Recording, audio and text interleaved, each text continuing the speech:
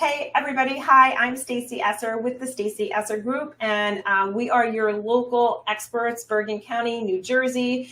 Today we're going to do a deep dive into what's going on with the market. It is July 2024, and it is time to ask the burning question: is the market cooling off? Are we starting to see a shift? Are we in a buyer market? Are we in a seller market? How do we win if we are a buyer or a seller? These are all the questions that we get constantly, and we're going to just dive right in. I just want to say, stay tuned until the end, because we're going to give you some very specific tips on how you can win in the market, buyer or seller, and I have a really cool offer for you. So let's dive in Bergen County. Here we go. All right, so I love to look at the market two different ways. I like to look at what has already happened, and I call those lagging indicators. And then we jump into future indicators, kind of like the fortune tellers of the real estate market, and I call those leading indicators. So on your screen, I'm sharing with you some data that's from Redfin, and it is basically showing you one of the best lagging indicators, which is what are homes selling for, and I'm looking at a trailing 12 weeks. And all I have here on my screen are two lines. One's a blue, one's a yellow. Okay. And the blue is representing 2023 and the yellow is representing 2024. And right now I am looking at the median sale price in Bergen County. So right away, we can see that the entirety of 2024, we have been trending higher in our sale price, right? Higher in our sales price. So what are we looking for? We're looking to see if that is changing.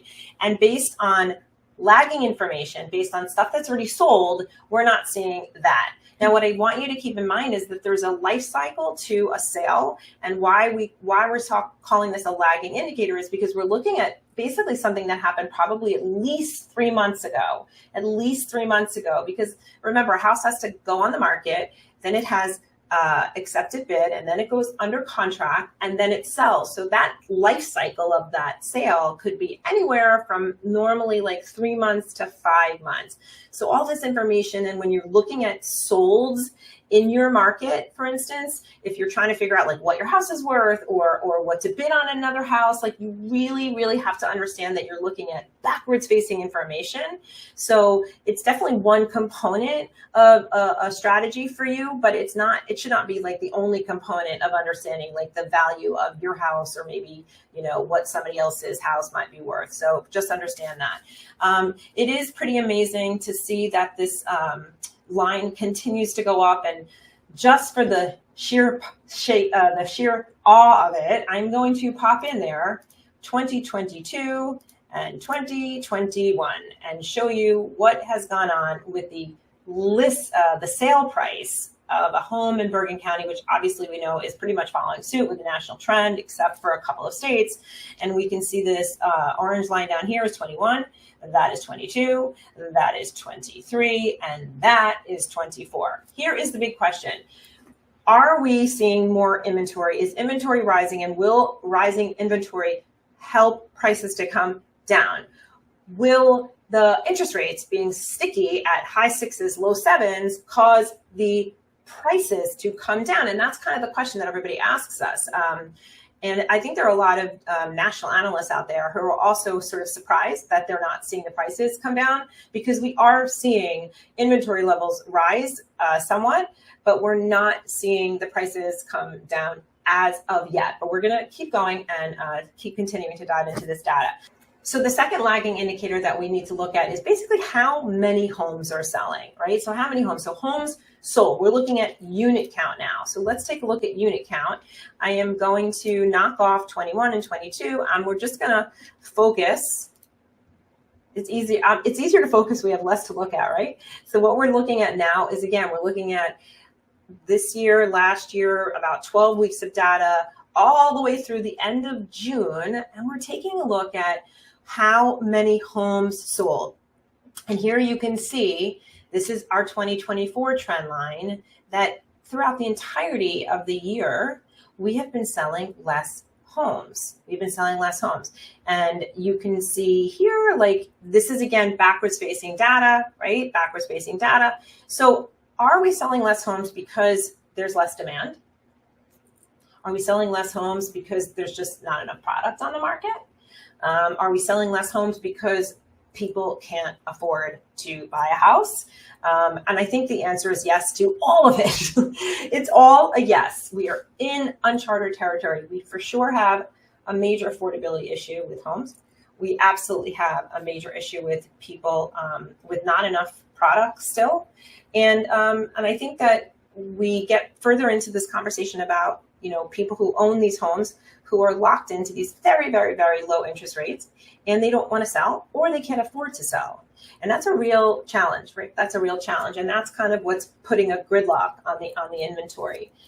So let's move to the next lagging indicator. So we looked at how much the houses are selling for. We looked at what sold. And the last one, and this is going to be like kind of the transition into the leading indicators, is going to be the pending sale. So pending is just another word for under contract.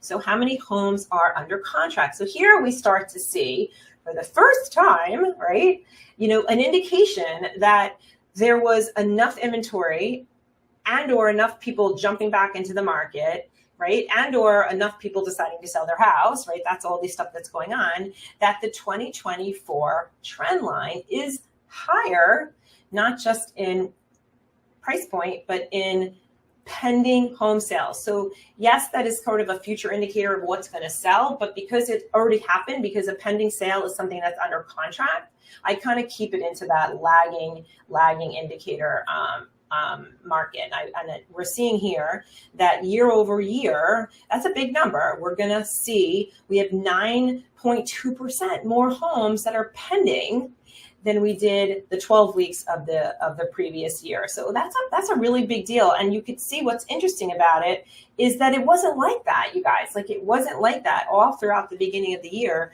We were completely under pending home sales. And then right about May, when May, we started to see finally that we were going to slide right over last year and see more homes go under contract. What does that mean? Well, we spoke to a lot of buyers, and I think buyers kind of just came to terms with the fact that they're no longer sort of waiting on the sidelines. The Fed came out multiple times and sort of went backwards on its prediction of perhaps cutting rates. So maybe if people were waiting for the rates to get cut, they said, you know what, I'm not waiting anymore. I need a house. I'm going to jump in. Maybe there was a little more inventory that came to market. That is actually true. I'm going to show you that we actually did have a little bit more product come to market, which kind of loosened things up a little bit for people. But it wasn't because of interest rates, because interest rates have stayed pretty sticky, high sixes, low sevens. So it definitely wasn't because of interest rates. So we're seeing that we have more homes under contract, which is obviously going to mean more homes are going to be in the sold column in a matter of 30 to 45 days. So let's take a minute and just look at some very key towns that my entire team works in. I have a very big team. They're amazing local experts, and we all are specialists in our local market. So I thought it'd be cool to take a look at a couple of the towns that we focus in to just show you how those towns are trending. All right, let's take a look at a few specific towns in Bergen County and just see if they're trending down in sales, up, or average sales prices down or up. So let's hop on over to Oradell. And here we can see that they're trending down in units sold. Okay, they've sold 60 units so far in the last 12 months, but that is a down number, and yet its average price point is trending up. Oradell's average price point is up to $915,619. We do a deep dive into every town. If you want your town, please, email, text us rather down in the comments below, and we will send me my town information, and we'll go ahead and send you all your town information, because it's cool. You really should look at the towns and do a deeper dive even than what I'm doing, because every town kind of happens a little differently, and even the price points inside of a town will happen differently.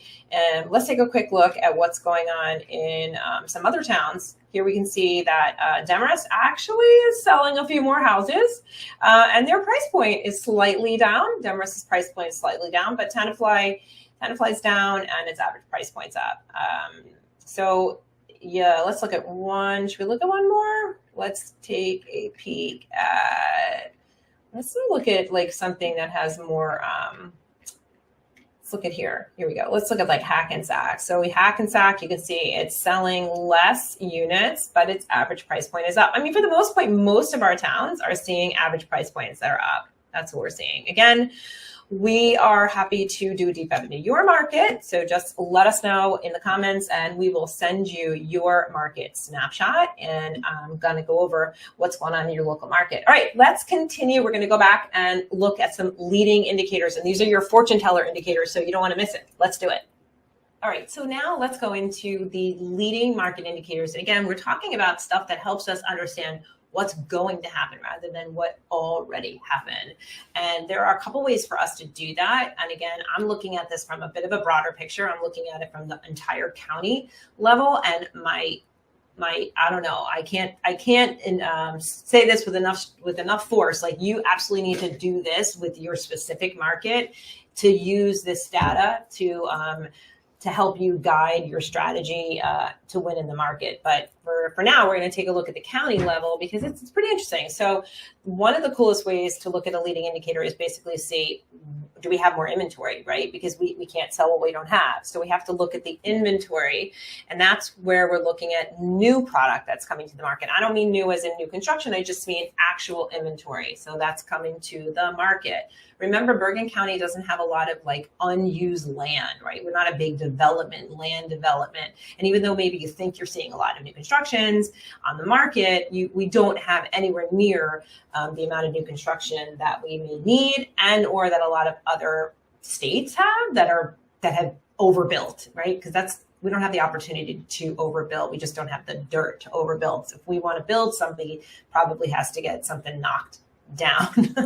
All right. So I'm going to pop out just so it's easier for us to look at it. And we're going to just take a look at this year, which is 2024 and 2023. I mean, first of all, it's super interesting just to see the trend lines, how they happen so similarly, how the market kind of knows that, you kind of know you're going to start to see this gradual increase of product inventory. And this is starting in January, and you can go all the way to here's where we are today. I mean, we're right kind of at the end of June. Actually, we're in July right now, but we're looking at data that was basically finished at the end of June.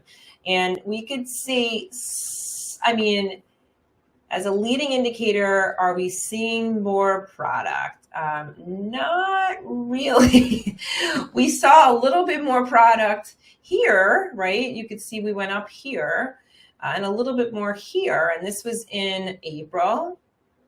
And if you were in the market, you saw it. I mean, you saw that we started to feel like there was a little bit more product hitting the market than last year. But last year was like abominable. We had absolutely no inventory. So you're looking at this year over last year, but last year we had literally a housing crash in units. Okay, so I'll pop in 22 and 21, and I'll show you how far below we are in actual available product. I mean, this is a new listings that came to market. Listen, I think part of what happened is that we stole product from the future in the last few years. I mean, before a lot of clients, a lot of sellers understood that this market was sort of here to stay, they said, you know what, let's sell now before the market shifts. And they basically moved up their selling date, right? And that happened.